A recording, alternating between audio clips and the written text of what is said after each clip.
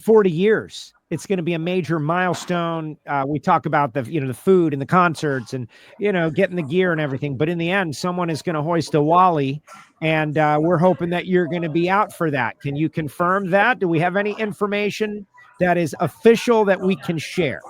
Yeah, I mean, we're going to be racing. We'll start at Indy this year. It's going to be Indy on for the next several years. I mean, we got a good deal, locked it in maybe after Richmond. And my sponsor, Avon's the owner. He came out to Richmond, stood next to the car and said, this is too good to not happen. So American Communication Construction's our sponsor, and that's he's at Tomball, Texas, basically fiber optic company. And the car's going to be very nice looking. I'm not going to say very beautiful red, white, and blue like Texas is. Texas company. Texas owner, Texas employees doing Texas size work. So excited to get it going. And here we are in Dallas getting ready for the Texas Motorplex Race of the Year. It really is. The Stampede of Speed. Guys, you definitely want to get your tickets, stampedeofspeed.com. Let's talk about Richmond, though. I spoke with Abe. He seemed really into it. And, you got him. We're pushing him out there. Get closer, Abe. The guy seems to show him, right? I mean, you got to feel it. This is one of those sports where you got to live it, man. And he'd been to Houston, and he was born and raised in Dallas, went to high school in Dallas. But his company, being in Houston, he used to go to that race, and we've won that race a few times too. But Texas Motorplex, this was the first race I had been in, I believe, 8 or 9 finals, and this was the first one I won in Top Fuel. Really leading to our first championship. So when I told him, I said, you're going to get to, Houston's gone. You're going to get to come out to the Dallas race with all your employees. I think that's really what sold it. And he has no idea what he's in for. The Houston track was a wonderful track, man. Angel Brothers, good people. But this place is spectacular. Really look forward to it. And, it's 10 days, 2 weeks, basically. You come out for 2 full weekends. There's concerts. There's all kinds of events. For me, living in Austin, all my friends that have never been to a race before, and like I say it every time, even on your show, I go, they still think I drive a Chevelle and have a pack of smokes in my sleeve like James Dean. You say I drag race, they're like, oh yeah, well you got like a vet or something? Like, yeah, kind of. Come out and see Top Fuel Cars live. Avon's going to be able to bring out all of his employees, tons of them at least, and all the people he works with. So that's kind of what we do here, man. It's really business to business type stuff. Selling a sponsor is really hard. Once you do it, keeping them is even harder, right? Rolling with it, but bringing drag racing people to a drag race, that's life-changing. That's how you solidify long-term deals like we have with the Army. 19-year deals that go on forever, or a SCAG partnership that is going to go on for a long, long time out here at the NHRA. So what we did is put the deal together. Guys like Billy Meyer, Christy Meyer, they sell it and they make it go for years, man. Places like this are epic, and we thank all the people that work so hard to keep our sponsors happy. It occurs to me that the rumors of your demise are greatly exaggerated often. Like, you have been in the mind of people like, all right, well, that's going to be the one that knocks Tony Schumacher out of the sport. Like, that's, his dad is the one who set up his, and you keep right. I hear back, that all the time. Tony. You keep coming back. Well, first of all, my dad did a hell of a job. He raced when I was 5. I mean, guys like Billy Meyer got to run against him.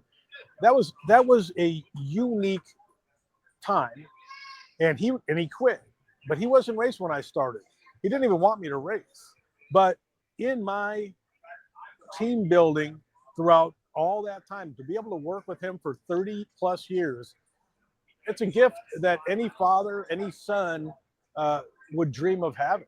We see it in the Torrences. There's a lot of people out here that get to do the father-son thing. And my dad helped, but he did not give me the gift of all of it. We built the team together.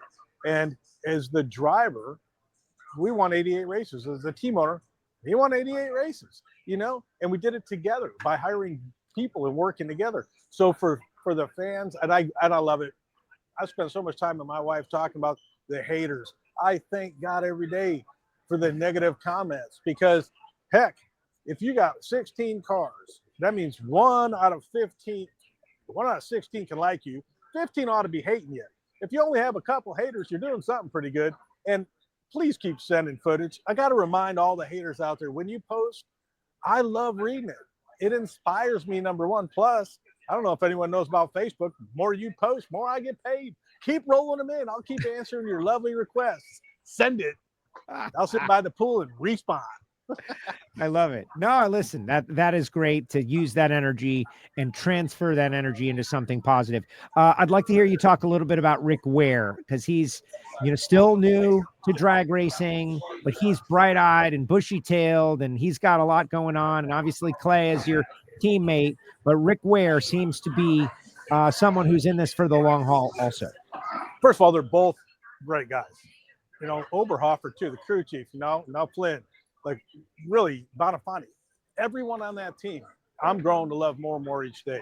I've always been a fan of Clay's, but Rick being new and all of a sudden watch him flow into what we're doing. He is loving this, and it's getting better each day. I mean, Clay's been to 2 finals now, won a race, maybe 3 finals this year.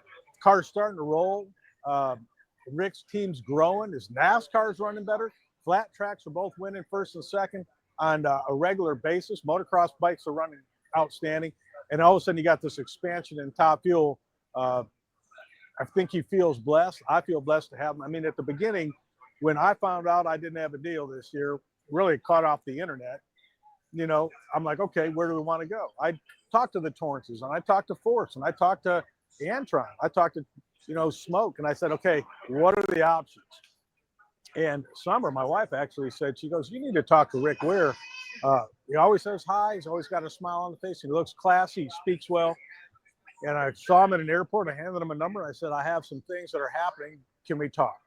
And I said, but I'd like for Clay to be on the phone. And I called Clay and I said, Clay, I'd like for you to be on the phone. I do not want to think this is a weird deal. I've had it happen enough.